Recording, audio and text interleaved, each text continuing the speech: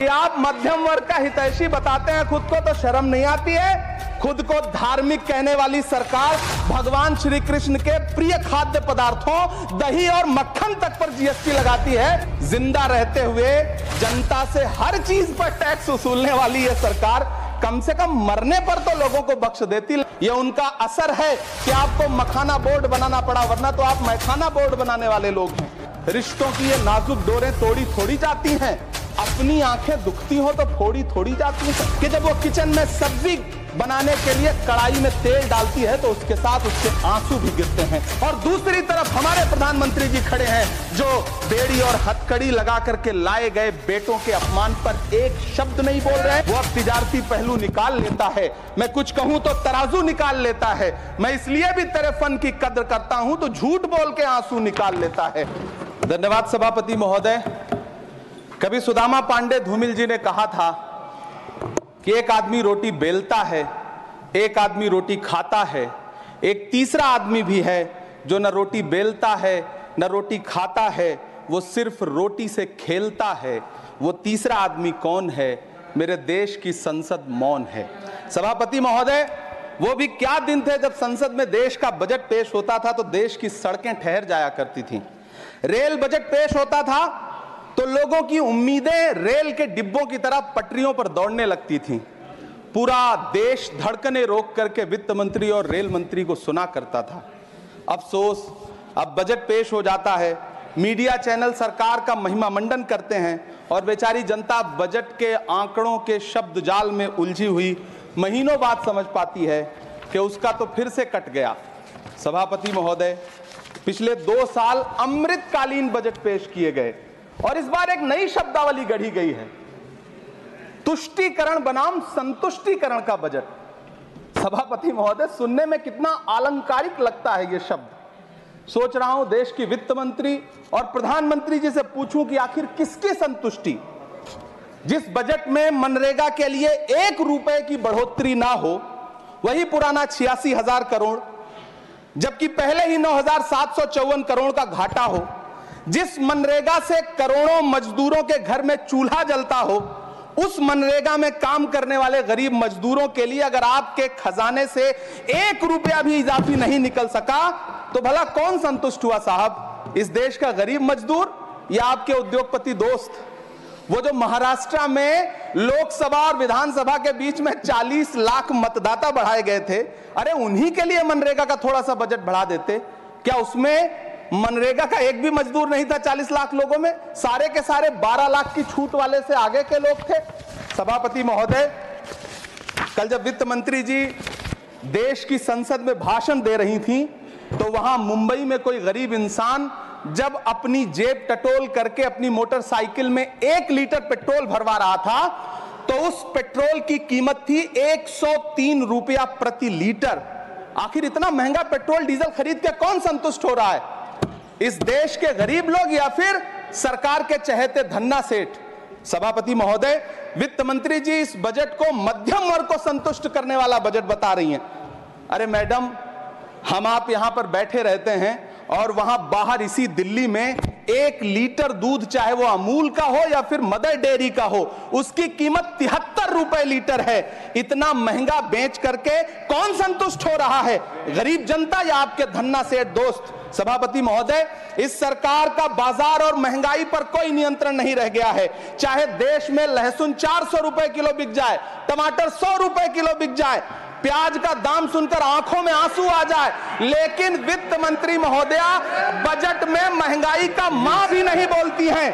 बच्चों की किताब और पेंसिल तक पर टैक्स लगाने वाले सरकार से मैं पूछना चाहता हूं कि आप मध्यम वर्ग का हितैषी बताते हैं खुद को, तो शर्म नहीं आती है? खुद को धार्मिक कहने वाली सरकार भगवान श्री कृष्ण के प्रिय खाद्य पदार्थों दही और मक्खन तक पर जीएसटी लगाती है और बात करती है मध्यम वर्ग की हिमायती होने की। जिंदा रहते हुए जनता से हर चीज पर टैक्स वसूलने वाली यह सरकार कम से कम मरने पर तो लोगों को बख्श देती, लेकिन नहीं, वहां भी लूटना है। अंतिम संस्कार के सामान अगरबत्ती, धूप बत्ती, केवड़ा जल, चंदन पाउडर, जौ, बताशा, काला तिल, पंचरत्न, कपूर और कफन तक पर टैक्स लेने वाली यह सरकार किस मुंह से खुद को मध्यम वर्ग का हितैषी बताती है? कौन सी संतुष्टि, किसकी संतुष्टि? कदम कदम पर टैक्स देकर लुटने वाली जनता की, या फिर जनता से टैक्स वसूल करके धन्ना सेठों का खजाना भरने वाली सरकार की? किसकी संतुष्टि? सभापति महोदय, 18 अगस्त 2015 आरा का बिहार का ऐतिहासिक मैदान, सजा हुआ मंच, हजारों की भीड़ और सामने खड़े हुए देश के प्रधानमंत्री का भाषण।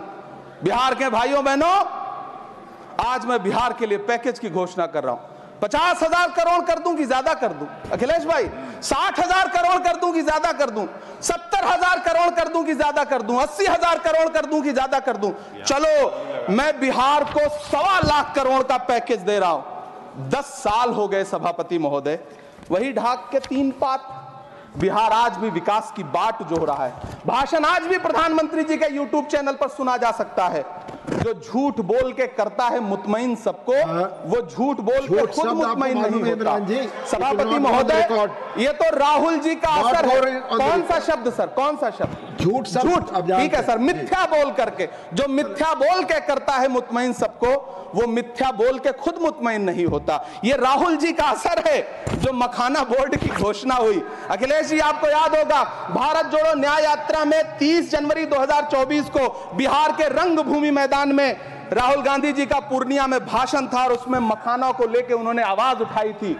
यह उनका असर है कि आपको मखाना बोर्ड बनाना पड़ा, वरना तो आप मैखाना बोर्ड बनाने वाले लोग हैं। सभापति महोदय, बिहार को झूठे पैकेज और चुनावी दिलासे देना बंद करिए।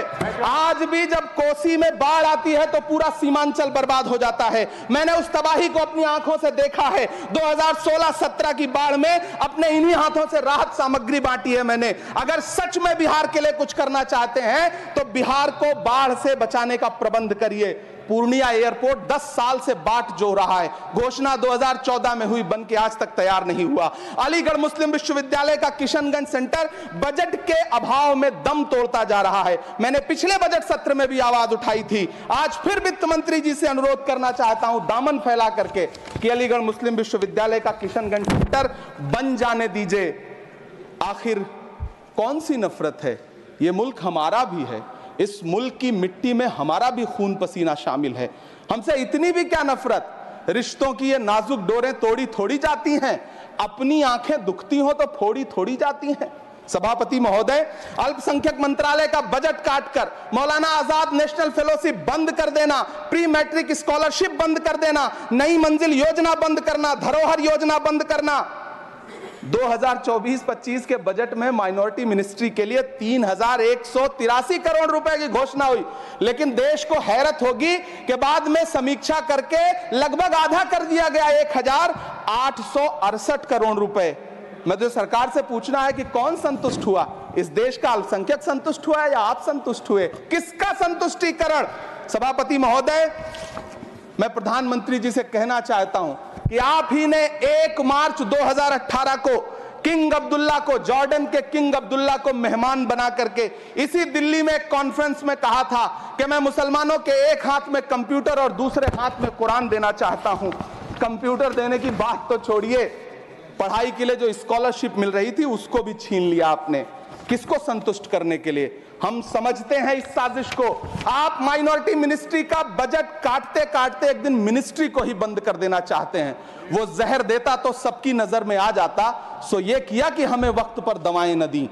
सभापति महोदय, मैं तो वित्त मंत्री जी से पूछना चाहता हूं आपके माध्यम से कि शायद आपको पता ही नहीं है कि गृहस्थी चलाने वाली एक गृहिणी की मुश्किलें क्या क्या होती हैं। आपने कभी सोचा भी नहीं होगा कि जब वो किचन में सब्जी बनाने के लिए कड़ाई में तेल डालती है तो उसके साथ उसके आंसू भी गिरते हैं। सभापति महोदय, शायद उन्हें पता भी ना हो कि एक छोटी सी गाड़ी और एक छोटे से फ्लैट का EMI भरने के बाद इस देश का एक गरीब इंसान जब अपने बच्चों की फीस भरने के बारे में सोचता है तो उसे कितनी खुशियों का गला घोंटना पड़ता है। शायद उनको पता भी नहीं है कि फसल बेच करके बिटिया की शादी का सपना सजाने वाला किसान जब अपनी फसल बर्बाद देखता है तो कितनी रातें सो भी नहीं पाता है। सभापति महोदय, शायद वो कभी इस पीड़ा को समझ ही नहीं पाएंगी कि परिवार के किसी एक सदस्य को कैंसर जैसी बीमारी हो जाए तो घर और जमीनें गिरवी रख उठती हैं लेकिन इलाज नहीं हो पाता। सभापति महोदय, इसी देश की संसद में कभी स्वर्गीय सुषमा स्वराज जी ने कहा था कि जब जब देश की करेंसी गिरती है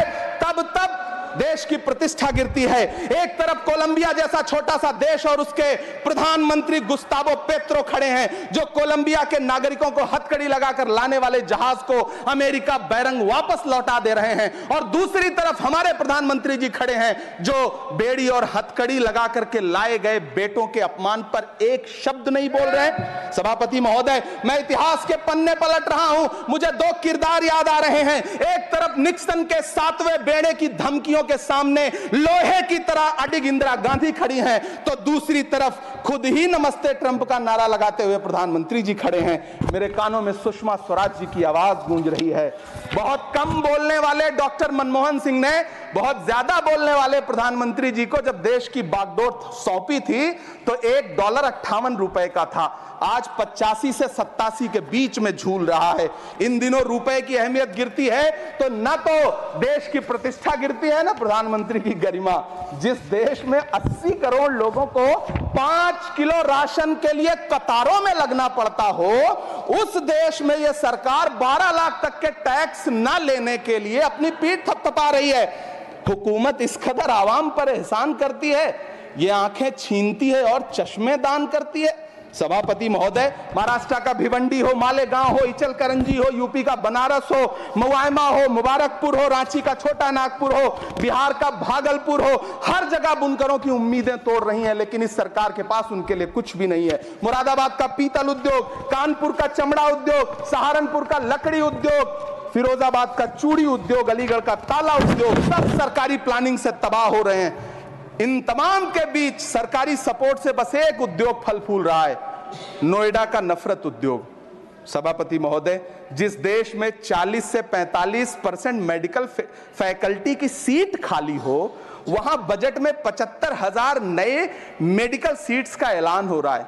सरकार बहादुर, कम से कम इस देश के पढ़े लिखे युवाओं को तो मूर्ख समझना बंद करिए। वो अब तिजारती पहलू निकाल लेता है। पहले 7500 मेडिकल सीट्स बाद में बनाइएगा, पहले जो एम्स में 2161 पद खाली पड़े हैं उनको तो भर दीजिए।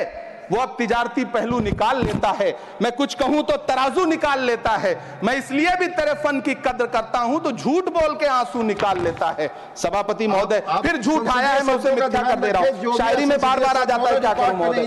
काश ये बजट, सभापति महोदय, वो एक शब्द मैं मिथ्या कर दे रहा हूं सर, वो एक शब्द को हटा दीजिए। ध्यान रखें, ऐसे जो भी शब्द होंगे आपके वहां। सभापति महोदय, काश ये बजट बीपीएससी के पेपर लीक की शिकायत करने वाले नौजवानों पर बरसती हुई पुलिस के लाठियों पे, जख्मों पर मरहम लगा पाता।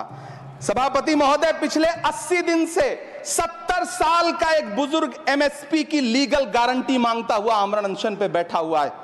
काश ये बजट किसान नेता जगजीत डल्लेवाल की टूटती हुई सांसों की पीड़ा सुन पाता। काश ये बजट प्रतियोगी परीक्षाओं की तैयारी के लिए दिल्ली, कोटा, पटना, अहमदाबाद जैसे शहरों में, इलाहाबाद जैसे शहरों में किताबों के साथ गल रहे युवाओं के सपनों को जिंदगी दे पाता। काश ये बजट वंदे भारत के सुनहरे विजुअल के बजाय देश की गरीब जनता को कुछ और पैसेंजर ट्रेनें दे पाता। काश ये बजट सीनियर सिटीजन को ट्रेन टिकटों में मिलने वाली रियायतें वापस लौटा पाता, जिनको सरकार ने कोविड के नाम पे छीन लिया था। काश ये बजट किसानों की राह में कीले नहीं बल्कि कालीन बिछाने वाला बन पाता।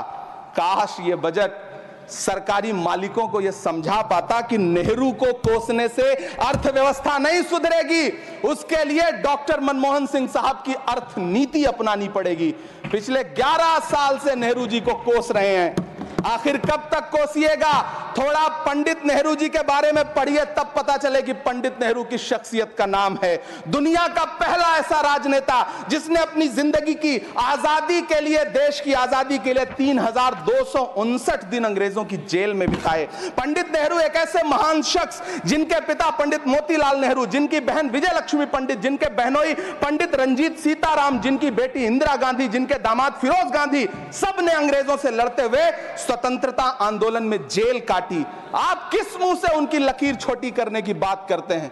नहीं कर पाइएगा, 7 जन्मों में नहीं कर पाइएगा, क्योंकि जिस्म की मौत कोई मौत नहीं होती है। जिस्म मिट जाने से इंसान नहीं मर जाते, धड़कने रुकने से अरमान नहीं मर जाते, सांसें थम जाने से ऐलान नहीं मर जाते। जिस्म की मौत कोई मौत नहीं होती है। सभापति महोदय, मैं आपके सामने खड़ा होकर के एक बहुत छोटी सी कहानी सुनाना चाहता हूं कि महान बादशाह सिकंदर ने जब यूनान फतेह किया तो जीत का जश्न मनाने के लिए शहर की सड़कों पर निकला। तो उसने देखा कि पूरा शहर तो जश्न मना रहा है, एक फकीर सड़क के किनारे चादर तान के सो रहा है। सिकंदर को गुस्सा आया, घोड़े से उतरा, उस फकीर के पास गया और उसे सोता देख करके उसे जोर की एक लात मारी और लात मार के कहा कि क्यों रे फकीर, मैंने यूनान फतेह कर लिया, लोग जश्न मना रहे हैं और तू सो रहा है। उस फकीर ने उन्नीदी आंखों से सिकंदर को देखा और देख करके कहा कि शहर जीतना बादशाहों का काम है, लेकिन लात मारना तो गधे का काम है। सभापति महोदय, गरीब जनता को लात मारना बंद करिए। ये अमीरों के लिए बनाया गया बजट है, ये निराशाजनक बजट है। हम अमृतकाल सुनते आ रहे थे, ये अमृतकाल इतनी जल्दी समाप्त हो गया कि अब अमृतकाल का कोई नाम तक नहीं लेना चाहता है। इसलिए मैं इस सदन में खड़ा होकर के देश की वित्त मंत्री महोदया से कहना चाहता हूं कि आपने अल्पसंख्यकों के बजट में जो कटौती की है उसको बहाल करिए। आपने मनरेगा को जो स्थिर रखा है उसका घाटा 9,754 करोड़ है, कम से कम उतना बढ़ा करके फिर से उसे बहाल करिए। नौजवानों के लिए रोजगार दीजिए, किसानों को एमएसपी की लीगल गारंटी दीजिए। यही मैं आपसे अपील कर रहा हूं। धन्यवाद सर, आपने इतना जो समय दिया उसके लिए शुक्रिया। माननीय श्री बाल योगी